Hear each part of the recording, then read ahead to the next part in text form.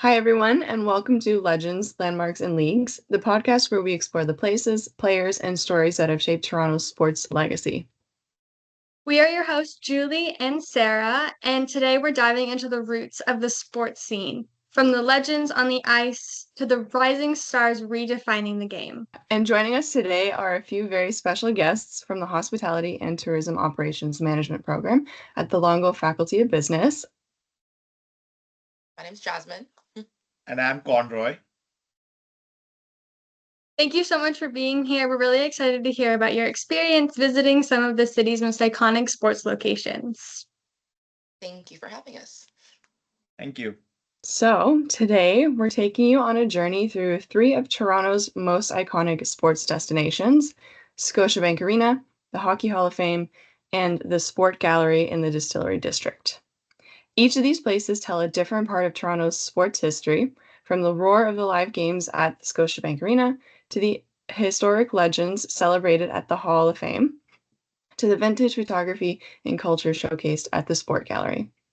But this is more than just about the teams and trophies. It's about how sports shape a city's identity, how they become a part of its tourism experience, and how they connect fans, visitors, and communities in meaningful ways. So today we're exploring what makes these spaces special and how they each contribute to Toronto's legacy as one of North America's greatest sports cities.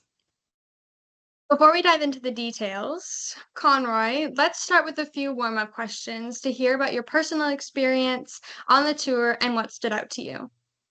You and your group visited some of the most iconic Toronto sports venues. What was one stop that really surprised you and stuck with you the most?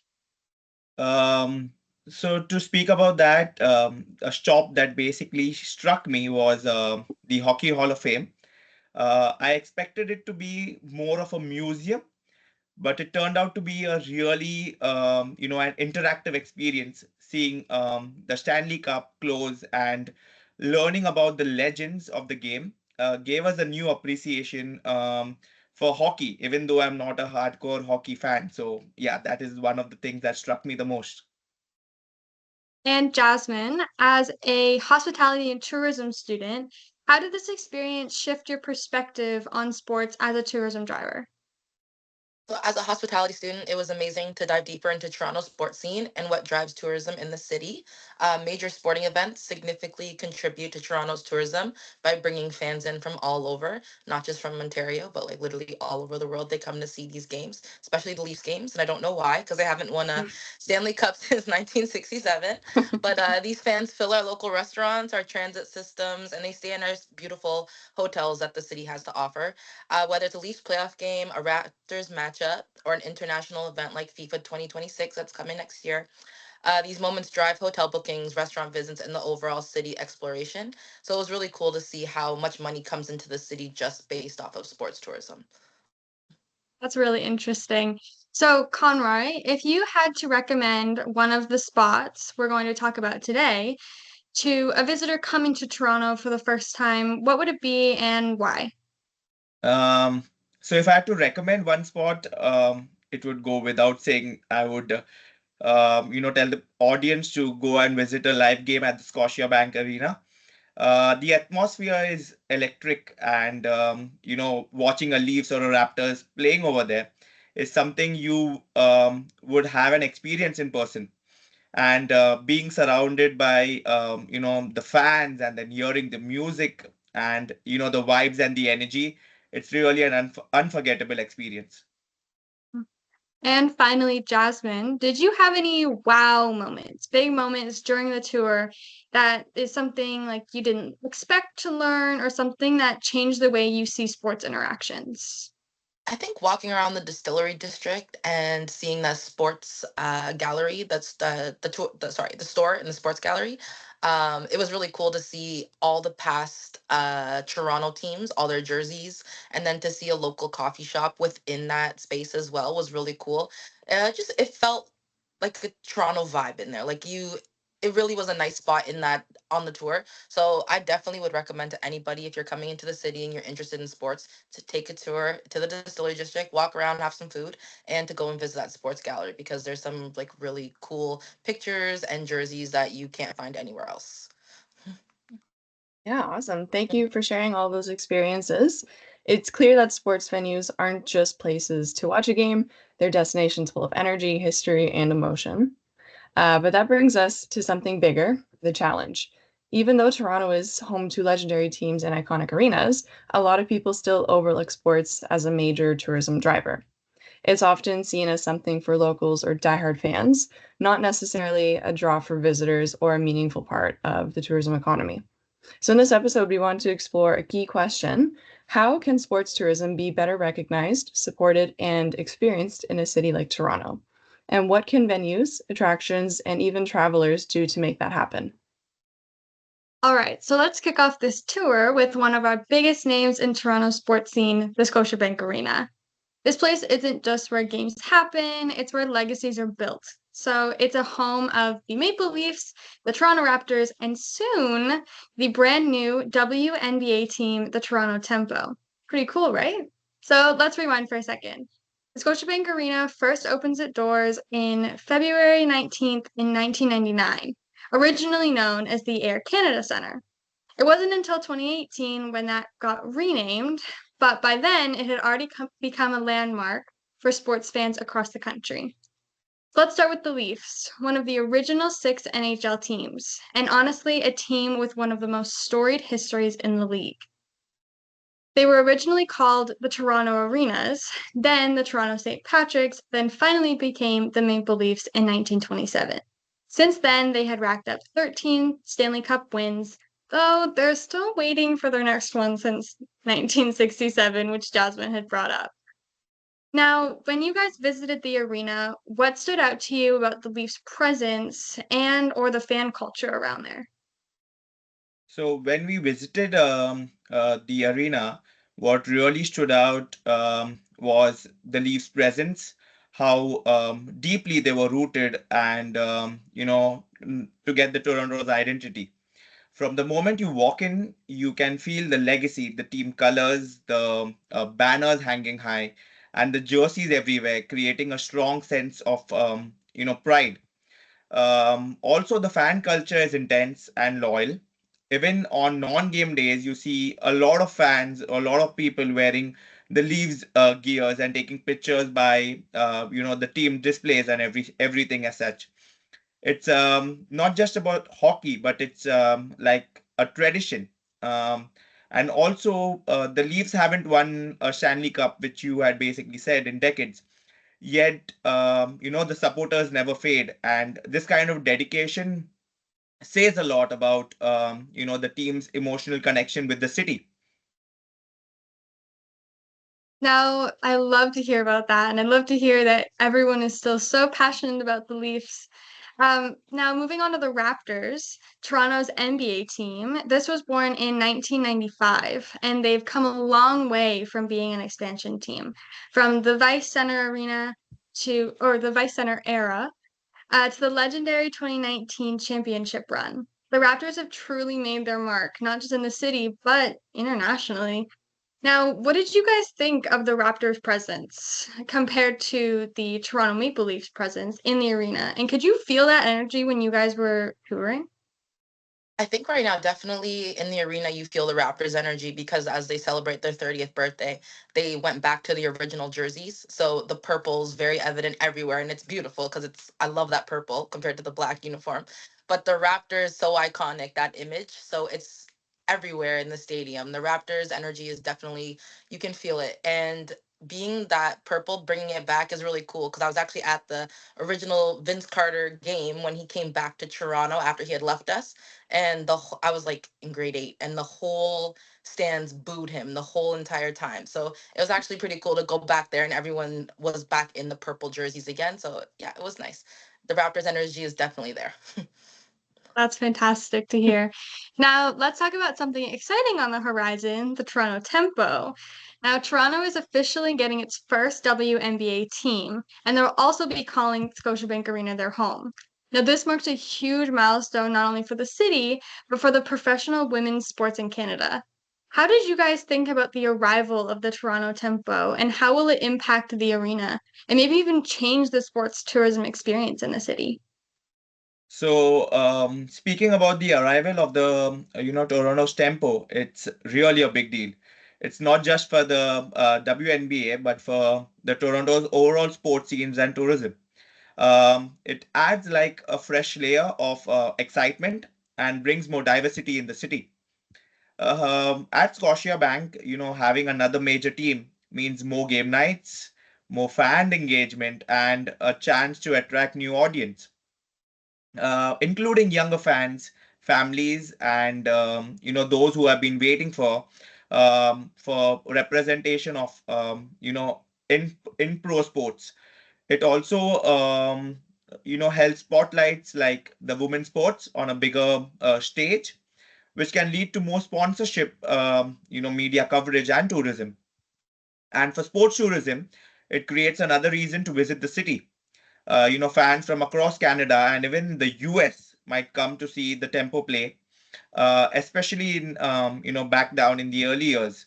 It also opens opportunities for new merchandise, themed events, and also it brings a lot of fan experience that celebrates both basketball and women in sports. So I feel that it could basically energize the city and make Toronto feel like a global sport destination year round. Those are some really interesting points. And so Scotiabank Arena is more than just a sports venue. It's a tourism magnet. And from the least historic roots to the Raptors global fandom, and now the WNBA newest edition, this Toronto tells the evolving story of Toronto sports culture. And that's our first stop. All right, from one legendary venue to another, our next stop takes us just a short walk away to a place that's basically sacred ground for hockey lovers, the Hockey Hall of Fame. Located in the heart of downtown Toronto, inside a historic former Bank of Montreal building, this place is all about honoring the legends of the game and celebrating hockey's deep roots in Canadian culture. It was founded in 1943, and today it's one of the most visited sports attractions in the country, drawing over 300,000 visitors a year. Inside, you'll find everything from interactive exhibits and player memorabilia to the actual Stanley Cup, which you can literally get up close to in the Esso Great Hall. So, Jasmine, when you visited the Hall of Fame, what were your first impressions, and did anything surprise you? I think literally you said everything. The Stanley Cup, the legendary players, seeing them all over the walls, the interactive games. And it's so strategically placed right beside the Scotiabank Arena that for anybody who's a real hockey fan and they're coming down to see a game in the evening, it's the perfect stop right before. Take an extra hour and go and tour that venue and then head to the Scotiabank Arena. But no, the Hockey Hall of Fame was a great stop and definitely recommend for anybody coming to the city who's a Leafs fan or a hockey fan in general. Yeah, for sure. There's a lot of really cool stuff that people might not expect, like, again, the world's largest hockey book and stamp collection, and even a bit of spooky history.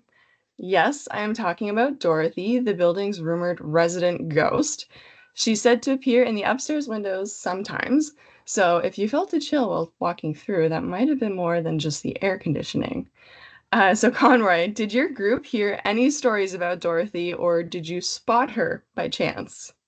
We did hear a lot about Dorothy, and it was such a cool and an unexpected story. It was like a mystery where it like a friendly ghost who haunted like the Hockey Hall of Fame, especially in the old bank vault where the Stanley Cup was kept. Some say that she was also a former bank employee from where the building was, Bank of Montreal branch. And now she's just kind of, hanging around. So we didn't spot her ourselves, but knowing the story definitely added a mystery and, a fun twist to it. Yeah, for sure. Aside from the ghost stories, what makes this place really special is how interactive it is. Visitors can test their skills in the NHLPA, be a player zone, explore the NHL zone, and dive into the decades of hockey history. And it's not just a museum, it's a space that keeps evolving. In fact, only about 45% of the collection is on display at any given time. The rest is rotated throughout the year, so every visit could feel a little different.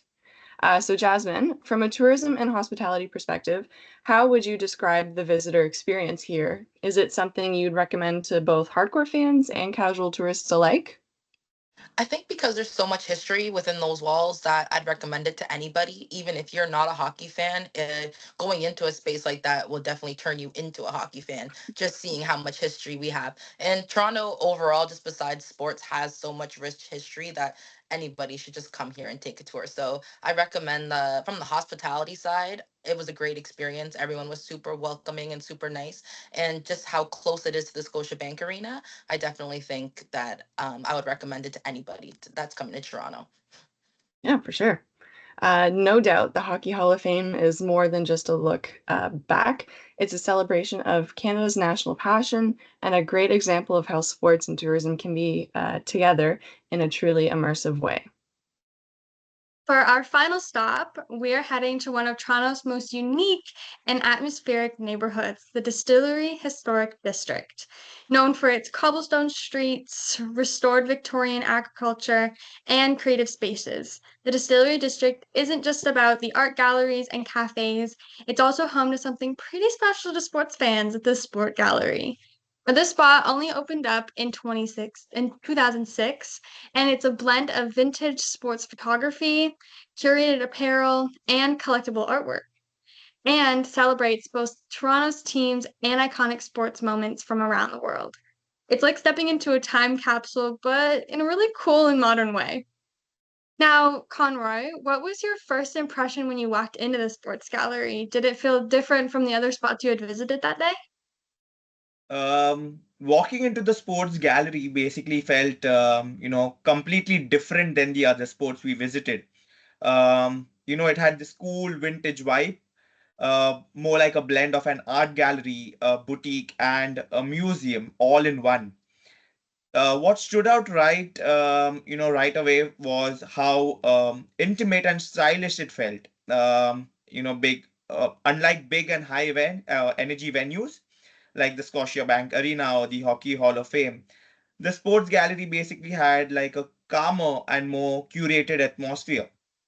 The focus was, on the aesthetics, the stories behind the sports history with, all the retro photos, classic background, and the beautiful design sports, the apparel, and which basically had like the fashion pieces.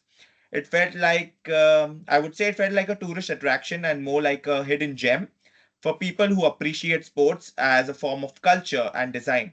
So it was definitely unique, and it added a total different dimension to the sports tourism experience in Toronto. That would definitely stand out to me too. And what makes this gallery stand out is how it brings in the cultural and the artistic lens to sports. It's not all about the stats, it's about the stories, the nostalgia, the feeling that the fans have for their teams. And if you needed another reason to stop by, it's also home to a coffee bar that serves up blends from Pilot Coffee Roasters, a local Toronto favorite, and they even claim that it's the best coffee in the coolest setting. Now, this is for both of you guys. Did any of you guys try the coffee, and would you say it lives up to the hype? Definitely, we had some of us had the coffee, and it was amazing. And I also say in this political climate, anything Canadian just tastes better. So the coffee was great. That's amazing to hear.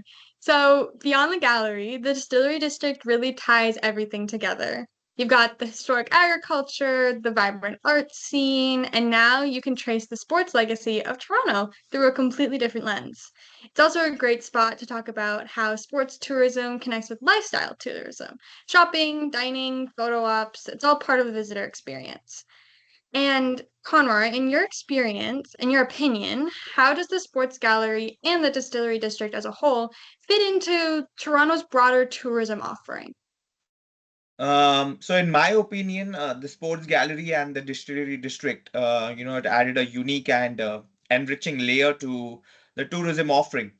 The distillery district stands out to its blend and history, the culture, and the modernity. Also, the art galleries, the boutique shops, and the historic architectures. which were pretty charming. They had a vibe in them, and it's not only a destination for foodies and lovers, but also for those looking for a more immersive local experience. Also, the sports gallery basically first seamless into this offering for because of its niche and cultural background, where it basically adds a personal and intimate touch to the usual sporting experience. Unlike more larger or commercial sports, the gallery offers a curated space of where visitors could come and engage in the sports history in a way that feels more stylish and accessible. So together, if I could say, the highlight was more of a different side of Toronto, a blend of sports culture, local artistry, history, and modern. So if you want to explore both cultures and sports, it's you can understand how powerful it is, and the combo really elevates Toronto's tourism landscape, is what I could say. Definitely. The Distillery District definitely sounds like a very great spot to stick around. And of course, while we're talking about Toronto's sports evolution, we have to mention the newest addition, the Toronto Tempo, the WNBA team launching in 2026. Now, they'll be playing at the Coca-Cola Coliseum, which is just a short distance away, and they've already made headlines with Serena Williams joining the ownership group, and she is even helping design team merch. What do you guys think that kind of visibility, especially from someone like Serena Williams, does for growing interest in the sports tourism here in Toronto? I think that partnerships with celebrities, such like huge celebrities like Serena Williams, brings a much larger crowd and much larger group of people to see Toronto for what it is, especially on the sports side. And I think Toronto needs to enter and more international markets when it comes to sports. Like Drake needs to come together and he needs to start an NFL team for the city, and that will bring even more tourism to the city. But I think on a visibility thing, like such things like Serena Williams partnerships definitely bring a bigger crowd for people to come in to Toronto. Definitely, definitely. So, from the vintage photos to the future franchises, this final stop really shows how far Toronto has come and where it's going next. All right, so we've covered a lot today. Three incredible spots that highlight just how rich and diverse Toronto's sports tourism scene really is. From the roar of the crowd at Scotiabank Arena and to the legends enshrined at the Hockey Hall of Fame, and finally, the creative nostalgia of the Sport Gallery. And it's clear that the sports tourism isn't just about watching a game, it's about the connection, the culture, and creating experiences that stay with you. As we've seen today, Toronto is doing a pretty amazing job at offering all that and more. So, thank you again to Conroy and Jasmine for joining us and to everyone for listening. And stick around for a few notes in our intro and don't forget to check out the rest of our podcast showcase. Thank you guys. Thank you. Thank you for having us.